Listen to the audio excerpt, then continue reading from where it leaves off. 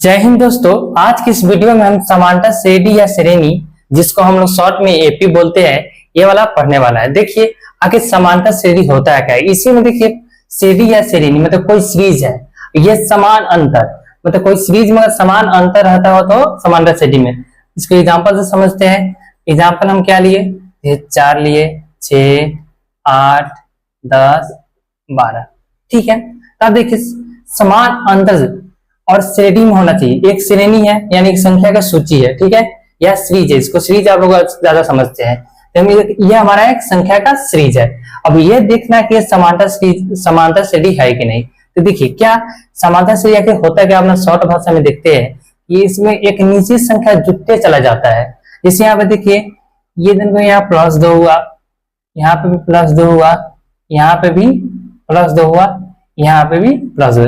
तो ये हमारा समांतर श्रेणी में है। अब कोई दूसरा लेते हैं, जैसे हम लिए 10, 15, 20, 25, 30। अब देखिए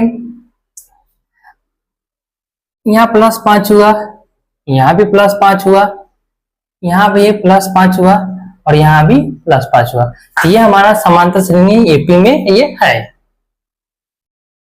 इसको अपना भाषा में क्या बोल सकते हैं, संख्या के एक ऐसा सूची जिसमें प्रत्येक पद पहला पद के अतिरिक्त, प्रत्येक पद यानी पहला पद के अतिरिक्त एक निश्चित संख्या जो में प्राप्त होता है वो हमारा समांतर श्रेणी कहलाता है। ठीक है, इसे एक और समझ लेते हैं।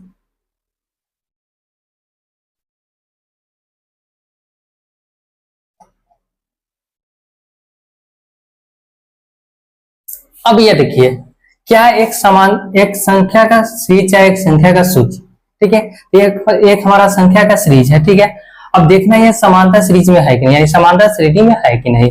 तो क्या देखेंगे, पहला पद को छोड़कर क्या एक निश्चित संख्या जुटते जा रहा है कि नहीं। तो देखिए यहाँ पे +5 हुआ, यहाँ पे +5 हुआ, यहाँ पे +5 हुआ और यहाँ पे +5 हुआ। तो ये हमारा समांतर श्रेणी में है।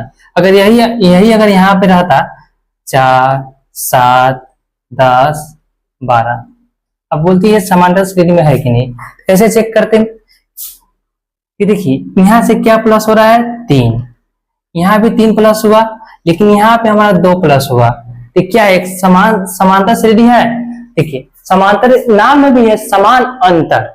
देखिए यहाँ पर ये दोनों के बीच का अंतर 3 है, ये दोनों के बीच का अंतर 3 है, यहाँ पर लेकिन 2 है। समान अंतर हुआ नहीं, तो एक निश्चित संख्या जुटते जा रहा है नहीं। तो क्या होगा, ये हमारा एपी में नहीं होगा। एपी 2 प्रकार के होते हैं।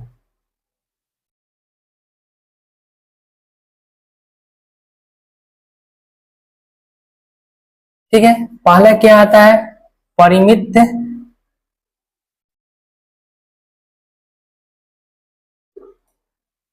और दूसरा अपरिमित एपी।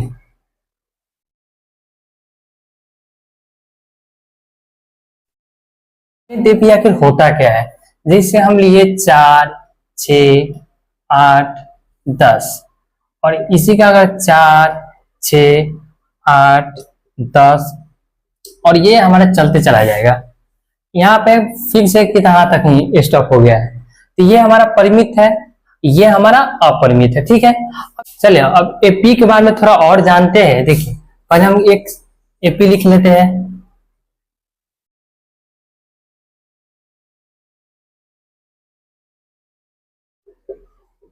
ठीक है, अब देखिए इसको हम पहला पद यानी प्रथम पद बोलते हैं। क्या बोलते हैं, प्रथम पद। इसको हम सूचित करते हैं ए या A1। ठीक है, ये हमारा दूसरा है तो दूसरा पद, ये हमारा तीसरा है तो तीसरा पद, ये चौथा है तो चौथा पद। और इस रूप में हम कहेंगे दूसरा पद है तो A2, तीसरा है तो A3, चौथा है तो A4। ठीक है, यही हमारा अगर यही हमारा अगर 29 तक गया तो 29वां पद को क्या बोलेंगे, A29 यानी 29वां पद। या अगर ये हमारा n तक गया है तो उसको क्या बोलेंगे, nवां पद। ठीक है, ये तो हमारा ये हो गया। अब देखते हैं सार्वंतर आखिर होता क्या है। अब क्या देखेंगे, सार्वंतर होता क्या है। किसी समांतर श्रेणी के दो क्रमागत पदों के बीच का अंत सार्वंतर या पदांतर बोलते हैं। सार्वंतर या पदांतर, इसको हम लोग डी से डिनोट करते हैं। किसे सूचित करते हैं? डी से करते हैं। तो डी बराबर हमारा क्या हो गया? हमारा जैसे दूसरा पद घटाओ प्रथम पद। तो देखिए, अगर इसमें देखे दूसरा पद हमारा कितना है? 7 है, घटाओ प्रथम पद कितना है? 4 है, हमारा सार्वंत्र कितना हुआ? 3। या दूसरा तरीका आप ये भी देख सकते हैं कि पहला पद में आखिर क्या जोड़े या घटा है कि हमारा 7 आया था। अगर मालूम चल गया हमारा एपी में, ठीक है, एपी में अगर सार्वंत्र निकाला तो क्या करेंगे? पहला पद में आखिर क्या जोड़े या घटा है? हमारा 7 आया था, 3, तो हमारा सर्वांतर कितना हो गया? 3। ठीक है, 6, 10, 14, 18, 22, 26 डॉट। अगर हम ये पूछे इसका सार्वंत्र कितना है, अगर यह संख्या हमारा एपी में है, बोल दिए हमारा एपी में है, तो इसका सार्वंत्र कितना होगा? देखिए, अगर फॉर्मूला से चले तो क्या इसका फॉर्मूला होता है सार्वंत्र का? अंतर बराबर दूसरा पद घटाओ पहला पद। ठीक है, दूसरा पद हमारा कितना है? 10 है, पहला पद कितना है? 6 है, तो 10 में से 6 गया कितना है? 4। चाहे देखने का आपको ये भी मालूम चल जाएगा कि हाँ देखिए इसमें सार्वंत्र कितना है? +4 होते जा रहा है सब में, ये हमारा क्या हो गया? इसका सार्वंत्र कितना हुआ? +4 यानी 4 हुआ। अब देखिए हम इसका पूछे इसका सार्वंत्र कितना है। देखिए 10 से 7 हुआ यानी 3 घट रहा है, तो हम अंतर हमारा कितना हुआ? 3 घट रहा है, तो -3 हुआ क्योंकि घट रहा है। तो क्या निकालने का क्या तरीका बात है? दूसरा इसका सार्वंत्र निकाले तो सार्वंत्र इसका क्या आएगा? सूत्र से चले तो सूत्र के क्या होता है? सार्वंत्र बराबर डी बराबर दूसरा पद घटाओ प्रथम पद। दूसरा पद हमारा कितना है? 7 घटाओ 10, तो कितना हमारा? -3। ठीक है, अब सार्वंत्र के बारे में आप एक नोट लिख लीजिए। क्या है सार्वंत्र के बारे में? सार्वंत्र धनात्मक कौमा ऋणात्मक तथा शून्य हो सकता है।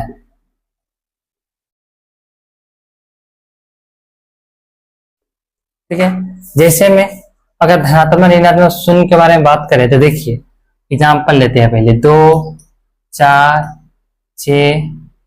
ठीक है, अगर बोलिए ये हमारा एपी में है तो इसका सार्वंत्र कितना होगा? क्योंकि देखिए यहाँ पर 2 प्लस होते जा रहा है, तो क्या होगा इसका सार्वंत्र? हमारा 2 हो गया। ठीक है, या दूसरा पद में से पहला 4 में से 2 गया 2। यही ऋणात्मक की बात करें तो ऋणात्मक क्या होगा? 6, 4, 2। देखिए 6 में से 2 घटते जा रहा है ना, मतलब यहाँ से 2 घटा, यहाँ से 2 घटा, यानी सार्वंत्र कितना आया इसका? -2। ये हमारा ऋणात्मक होगा। शून्य की बात करें तो कोई आपको दे दे 3,3,3 डॉट डॉट, पूछेगा इसका सार्वंत्र कितना हुआ? ये हमारा इसका सार्वंत्र कितना हुआ? 0 यानी 0। तो हो गया हमारा इसका बेसिक चीज।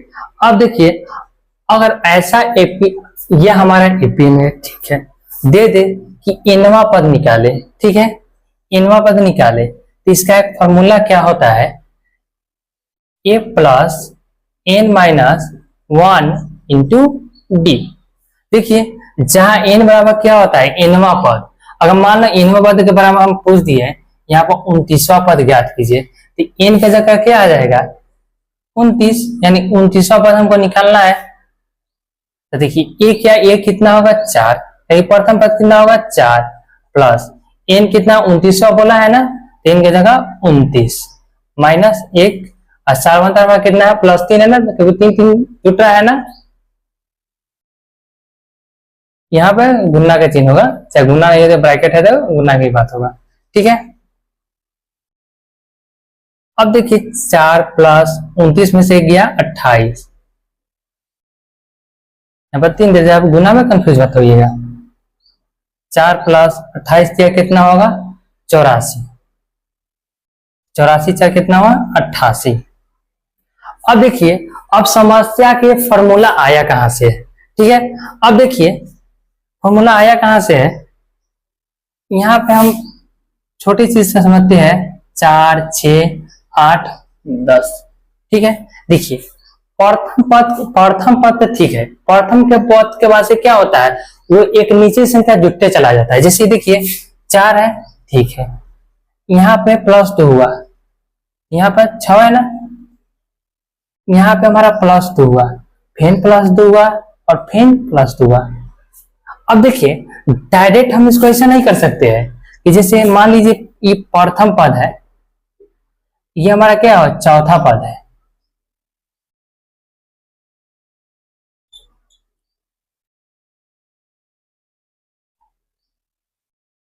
चौथा पद है। देखिए इसको अगर हम लिखना चाहे, देखिए ये तो सीधे इसको हम ए लिखते हैं, ठीक है। ए यहाँ पर हम समांतर जुड़ते जा रहे हैं, ए प्लस डी कॉमा, यहाँ पर इसका बात करें ए तो है ए, और यहाँ पर दो बार जुड़ते गया ना तो ए प्लस 2d। एसीएपी का यह व्यापक पद व्यापक रूप भी होता है, ए प्लस 3d, ठीक है। इसी से ये फॉर्मूला निकल के आया, ठीक है, यही चीज से ये फॉर्मूला निकल के आया। मान लीजिए हम आपको यहाँ पे जैसे बोले 29वां पद, तो 29वां को हम व्यापक रूप में क्या लिख सकते थे, ज्यादा दिमाग में मत लगाना है। जैसे 29वां पद का हम व्यापक रूप लिखे, ए लिख दिए, एक और चीज लिख दीजिए, तो यहाँ पे एक आप घटा दीजिए, ए प्लस 28d, ए प्लस 28d, ठीक है। तो यहाँ पे देखिए होगा 29 के जगह एन के जगह 29 डी है, तो 29 पे गया 28 से डी आ रहा है कि नहीं। अगर हम देखिए अब यहाँ पे देखिए इसका बात किए, अगर इसको हम व्यापक पद में लिखना चाहे, व्यापक रूप में लिखना है, तो जो भी हो कोई दिक्कत नहीं है। और हम ए लिख दिए, तो यानी एक चीज लिख दिए, इतना समय ए लिख दिए तो एक चीज आपको घट जाएगा कि कितना पद है 1 2 3, तो आप ए प्लस 2d, ठीक है ना। इसी से समझाते हैं, 4 है 3 3 है, तो क्या करें, इसको हम 4 प्लस 3 लिख सकते हैं ना, इसको हम 4 प्लस 6 लिख सकते हैं ना, इसको 4 प्लस 9 लिख सकते हैं ना। तो देखिए आखिर हुआ क्या है, ये है, ये ए प्लस डी है, ये ए प्लस 2d है, ये प्लस 3d है। लेकिन ये हमारा प्रथम पद है, ये दूसरा पद है, ये तीसरा पद है, ये चौथा पद है। चौथा पद में देखिए एक कम है, या 4 दिनों के 3 डी है, तो तीसरा पद में 2 है, इसे हम बोल दिए ए प्लस 50d। किसका हुआ, ये 51वां पद का ये व्यापक रूप हुआ।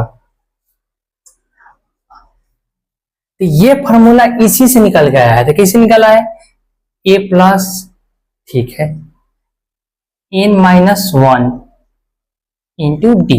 अगर 51वां पद निकालना है तो इसको फॉर्मूला बैठाएंगे तो क्या होगा, 51 प्लस ए प्लस n-1 इंटू डी। ए है तो ए रहने देते हैं, एन के जगह 51 अभी मालूम हम, तो यहाँ पे क्या 51 माइनस 1 इंटू डी, तो क्या होगा 51 में से गया था 50d आया। यही चीज को हम फॉर्मूला बना दिए हैं। इस फॉर्मूला से हम प्रथम पद में निकाल सकते हैं, कौन सा पद है ये भी निकाल सकते हैं। एक चीज देख लेते हैं, जैसे क्या है 4 8 12 120, बोलिए ये हमारा अंतिम पद है, जिसको हम एन या एल से सूचित करते हैं, ठीक है।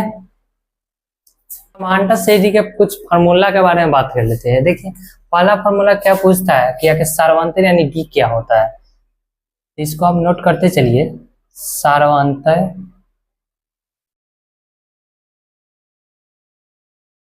जिसको हम डी से सूचित करते हैं, इसका फार्मूला क्या होता है, दूसरा पद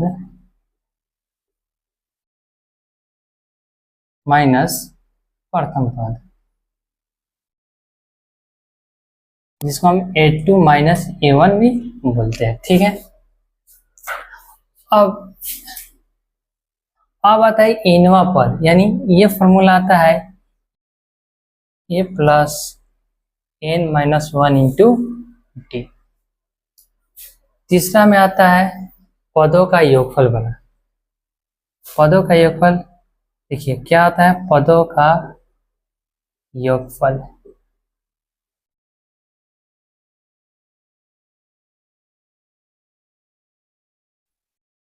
इसको हम लोग nवां पद बोलते हैं। ठीक है, nवां पद, पदों का योगफल को हम Sn से सूचित करते हैं।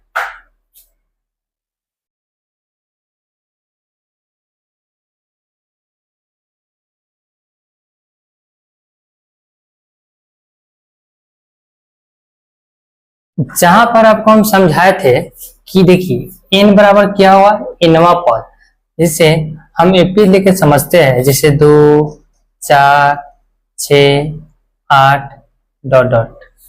ठीक है, अगर हम बोले इसका nवां पद क्या होगा, ठीक है, nवां पद का अर्थ होगा, जैसे हम nवां पद में आपको कुछ भी पूछ सकते हैं, जैसे हम 29वां पद के बारे में पूछते हैं। ठीक है, ठीक है, अगर इस वाला बात किए 29वां पद क्या होगा, तो इन का जगह ये आ जाएगा हमारा ये 29, ये क्या हो गया, प्रथम पद 2 है, 2 प्लस इन क्या है 29वां पद, इन की जगह 29 माइनस 1, और डी हमारा सर्वांतर कितना है, 2 है। ठीक है, अब इसी फार्मूला को तो आप विस्तृत में देखते हैं, तो इसकी और फार्मूला को तो हम विस्तार से देखते हैं। देखिए ये हमारा N2 तो हैले है। ठीक है, जरा गौर से देखिए, आप यहाँ 2a ना देखिए, आपको a प्लस ए देखिए। ठीक है, तो ये आपको अलग फॉर्मूला नहीं चला गया, a plus n minus 1 into यानी an। आपको an आपको मालूम हो तो कितना इजी हो जाएगा बनाना।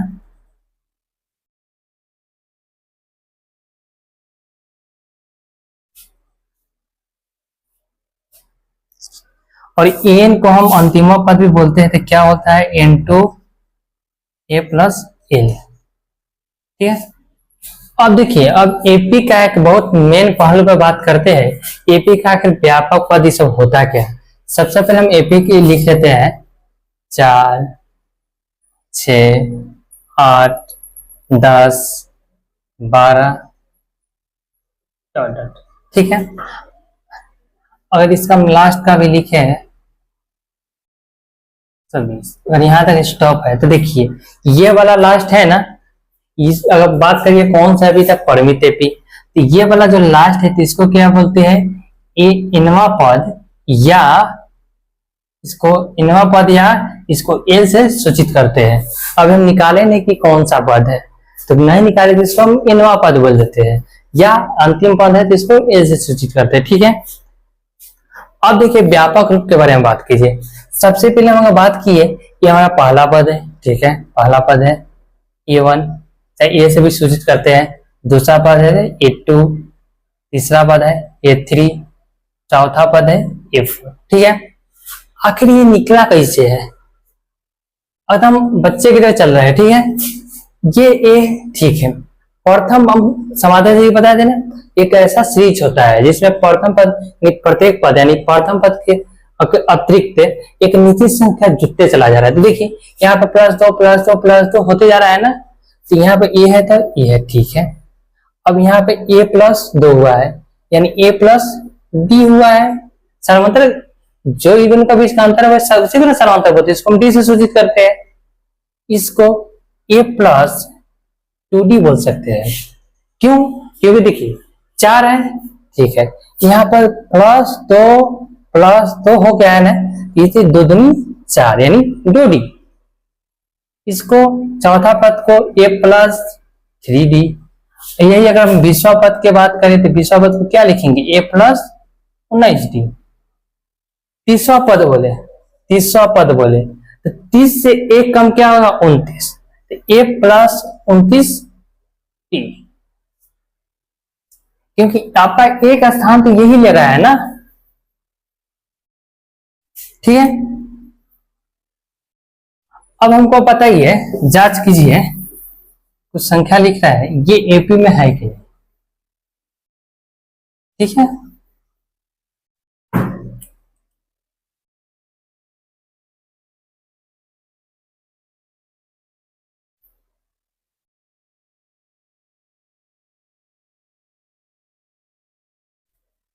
अब हमको बताइए ये सब एपी में है कि नहीं है। तो देखिए एपी में जांच करने के लिए क्या देखेंगे, यहाँ पे एक निश्चित प्रथम पद के पास एक निश्चित संख्या जुटते चला जाता है, ठीक है, ताकि जा रहा है कि नहीं। अगर आपको देखने से लग जाए तो +4 होगा, यहाँ पर भी +4 होगा और यहाँ पर भी +4 होगा, ये हमारा एपी में है। अगर इससे आपको न दिख रहा है तो दूसरा तरीका हमारा क्या होता है, हम बच्चे तरीके से लेकर चल रहे हैं, ये दोनों के बीच का ऐसे ऐसे हम अंतर निकालते चले जाए, ठीक है। अब देखिए 129 में से 125 घटाएंगे तो कितना आएगा 4, लिख भी दे, ठीक है। 129 में से 125 घटाए तो कितना आया 4, ठीक है। और ये दोनों के बीच का अगर सरवांतर निकालेंगे तो क्या आएगा, 133 में से 129 घटाए तो कितना आया 4, और ये दोनों के बीच में घटाएंगे तो कितना आएगा 4। ये हमारा एपी में है, दो क्रमागत पदों के बीच का अंतर, ठीक है। अब देखिए ये दोनों के बीच का अगर हम सारवंतर चाहे निकाले तो क्या होगा,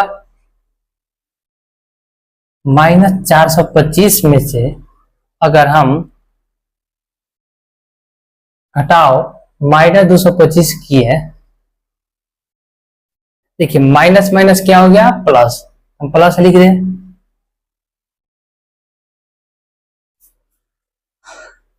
तो 425 में से अगर 225 गया तो कितना आया 200। अब जिसमें से घटा रहा है ये बड़ा वाला प्लस में है तो प्लस में आएगा, बड़ा वाला माइनस में है तो माइनस में आएगा, तो हमारा सारांतर कितना हो गया -200। यहाँ भी अगर किए तो हमारा कितना आया -200। और देखने से आपको ये भी लग रहा है कि -200 क्या हो रहा है, इसमें बढ़ते चला जा रहा है, -200 बढ़ते चला जा रहा है। तो ये हमारा क्या हुआ, ये हमारा एपी में है। एक्चुअली में बढ़ नहीं रहा है, एक्चुअली में 200 क्या हो रहा है घट रहा है, लेकिन माइनस में तो आपको ये बढ़ते हुए लग रहा है, ठीक है। इसका बात करें तो देखिए यहाँ पे क्या हो रहा है, यहाँ पे हम +4 किए हैं, ठीक है, यहाँ पे +6 किए हैं और यहाँ पे हम +4 किए। ये एक निश्चित संख्या जुटते जा रहा है, नहीं 4 हुआ 6 हुआ 4 हुआ, निश्चित संख्या नहीं है, तो ये हमारा एपी में नहीं होगा, ठीक है। अब आते हैं ऑब्जेक्टिव क्वेश्चन पे। अब देखिए इस क्लास का पहला हमारा ऑब्जेक्टिव क्वेश्चन क्या है, निम्नलिखित में से कौन सा श्रेणी एपी में है, देश में से कौन सा सीरीज हमारा एपी में है। देखिए यहाँ पर गौर से देखिए, यहाँ पे +2 हुआ +4 हुआ, मतलब एक निश्चित संख्या में नहीं जा रहा था, हमारा एपी में नहीं है। यहाँ पे +2 हुआ, यहाँ पे +7 हुआ, ये भी एपी में हमारा नहीं है। इसको जरा गौर से देखिए तो क्या है, देखिए यहाँ पे -5 आपको बढ़ते हुए दिख रहा है, यानी ये हमारा सीरीज है, इसका सारांतर कितना है होगा हमारा -5 है, ठीक है। इसको अगर इसको भी देखना चाहते हैं तो देखिए ये हमारा एपी में नहीं है, क्योंकि ये ए है, ये a² है, ये aq है, आपको घटाइएगा भी तो कभी भी नहीं घटेगा, a² में से कभी घटेगा नहीं, इसका यही का यही हो जाएगा। चाहे आपको कोई दे दे aq - a², तो घटेगा नहीं, क्योंकि अगर देखें तो एक जात का नहीं है। कब घटता, अगर ये भी स्क्वायर में रहता तो ये जरूर घटता, ठीक है। अब देखिए ये क्वेश्चन भी क्या है, निम्नलिखित में से कौन सी श्रेणी एपी में है। देखिए अगर इसको देखेंगे यहाँ पे -5 बढ़ रहा है, और यहाँ पे क्या हुआ, गड़बड़ हो गया, यहाँ पे -5 बढ़ा नहीं, अगर इसका सर्वांतर की बात करें तो कितना हो गया, यहाँ पे आपको लगभग डिफरेंस पड़ गया 35 का। ठीक है, ये दोनों के बीच का अंतर 35 है, यहाँ पे -5, यहाँ 35 गड़बड़ हो गया, तो ये हमारा सर्वांतर में नहीं है। ठीक है, अब इसका देखिए, ये +2 हुआ, यहाँ पे +2 हुआ, पर यहाँ पे +4 हो रहा है, यानी एक निश्चित संख्या जुट नहीं रहा है, तो क्या होगा, ये हमारा आईपी में नहीं होगा। अब बात करें हम इसको, चाहिए पहले इसको देख लेते हैं। देखिए -10 है, ये 12 है, और फिर -14 है, फिर -18 है, तो आपको देख के ही लग रहा होगा ये एपी में नहीं है। क्यों? क्योंकि -10 ये दोनों का बीच का अंतर अगर बात करें, सर्वांतर क्या होता है, दूसरा पद में से अगर पहला पद घटा है तो ये दोनों के बीच कितना आएगा, यहाँ पे 22 आएगा। ठीक है, और यहाँ पे बात करें, अगर ये दोनों का बात करें तो देखिए क्या, ये दोनों के बीच का अगर हम सर्वांतर कैसे निकालते हैं, दो लगातार या क्रमागत पदों के बीच का अंतर। देखिए -14 में से और 12 घटाए तो कितना है हमारा, -26, ये दोनों कभी भी बराबर नहीं है। ठीक है, ये हमारा क्या होगा, एपी में होगा नहीं। अब इसको देखिए, ये है, ये 2 है, ये 3 है, यानी ये जुटते जा रहा है, एक ये जुटा तो 2 हुआ, फिर 2 में एक जुटा तो 3, यानी ये जुटते जा रहा है, तो ये हमारा क्या है, एपी है। और इसका सर्वांतर की बात करें तो हमारा सर्वांतर क्या होगा, ए होगा। ठीक है, अब अगले क्वेश्चन बढ़ते हैं। अब देखिए ये हमारा क्वेश्चन क्या बोला है, √2, √8, √18, √32 का सर्वांतर होगा, यानी ये एपी में है तभी हमसे सर्वांतर पूछा है, तो ज्यादा ही सबको चेक नहीं करना है, हम ये दोनों पद के बीच के देखना है। देखिए √8 में से √2 घटाएंगे, आपको लग रहा हो कि √8 में से √2 कैसे घटेगा, आपको √8 को तोड़ के निकालना होगा। अगर आप जरा गौर से देखिए तो √8 को हम कैसे लिख सकते हैं, 4 गुने 2, ये हम पहला चैप्टर जब पढ़ाया था, इस सबको निकालने का तरीका हम बताए हुए हैं। ठीक है, अब देखिए 8 को हम 4 गुने 2 लिख सकते हैं, 4 2 का स्क्वायर होता है, यानी 4 का निकालेंगे तो क्या होगा 2, और जो ये नहीं निकला क्या होगा, √2 में फंस जाएगा। ठीक है, अब बताइए 2 में से √2 घटाएंगे तो कितना आएगा, √2, तो हमारा सर्वांतर कितना हुआ, √2। ऑप्शन A4 हमारा A4 ये वाला सही होगा। अब देखिए ये भी क्या है, √4, √16, √36, √64 का सर्वांतर होगा। आपको जरा गौर से देखिए, 4 का वर्गमूल की बात करें तो हमारा 2 होगा, 16 की बात करें तो 4 होगा, और इस सब का बात करें तो 6 और 8 होगा। हमको सर्वांतर से मतलब है, तो हमको क्या दूसरा पद और पहला पद से मतलब है, तो दूसरा पद 4 और पहला पद 2 है, तो दोनों के बीच का अंतर कितना हुआ, 2, तो हमारा सर्वांतर कितना हुआ, 2। ये वाला ऑप्शन हमारा सही होगा। इस क्वेश्चन में क्या है, -28, -32, -36, -40 का अगला पद है, यानी अगला पद हमसे पूछा है, हमको अगला पद कैसे निकालेंगे, अगर हमको अगर सर्वांतर मालूम चल जाए तो अगला पद इसमें जोड़ के या घटा के निकाल सकते हैं ना। तो देखिए सर्वांतर कैसे निकलेगा, -32 है, सर्वांतर दूसरा पद में से पहला पद घटाएंगे, घटाओ पहला पद क्या है, -28, माइनस माइनस प्लस हो गया, ये हमारा -4 आया सर्वांतर। ठीक है, अगर इसमें हम -4 को जोड़ दे तो कितना आएगा हमारा, -4 जोड़ेंगे तो -44, तो हमारा इसका अगला पद क्या होगा, -44। कौन सा ऑप्शन सही है हमारा, सी वाला। ठीक है, अब इसमें देखिए ये रूट वाला क्वेश्चन है, क्या √3, √12, √27 का अगला पद है, तो क्या पहले सर्वांतर की जरूरत पड़ेगा हमको निकालने के लिए। जैसे हम बात किए 2, 4, 6 का अगला पद पूछे थे, क्या यहाँ पे 2 + 2 + हो रहा था, यहाँ पे भी 2 प्लस करके निकालेंगे ना, तो हमको सर्वांतर मालूम होना चाहिए, तो इसका सर्वांतर हम निकालेंगे। देखिए √12 में से अगर हम √3 हटा दें सर्वांतर निकल जाएगा। अब जरा गौर से देखिए √12 को आप अगर 12 को आप क्या लिख सकते हैं, 4 तिया 12, ठीक है। तो 4 है, 4 का वर्गमूल कितना होता है, 2, और 3 नहीं निकलेगा तो ये रूट में फंस गया। अब 2√3 में से √3 गया तो कितना आया, √3, यानी सार्वंतर हमारा क्या है, √3। इसमें √3 जोड़ देंगे तो क्या हो गया, हमारा सार्वंतर निकल जाएगा। इसमें से √3 जोड़ देंगे तो हमारा अगला पद निकल जाएगा।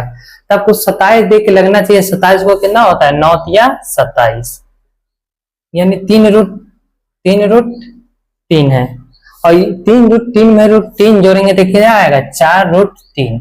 देखिए 4√3 ऑप्शन में नहीं है, तो देखिए सब रूट में है तो इसको रूट में भी ले जाएंगे। तो देखिए तो अगर रूट में, अगर मान लीजिए 2 गुने 2 गुने है, ठीक है, जब 2 पर आता है तो 1 बाहर आता है, तो अगर 1 बाहर है इसको अंदर भेजेंगे तो 2 को बाहर अंदर होगा ना, तो 4 का अगर अंदर भेजे तो क्या होगा, 16 तिया 48। एकदम इजी तरीके में 4 गुने 4 यानी 16, 16 तिया 48, √48 कौन सा ऑप्शन है, डी, ये वाला हमारा आंसर होगा।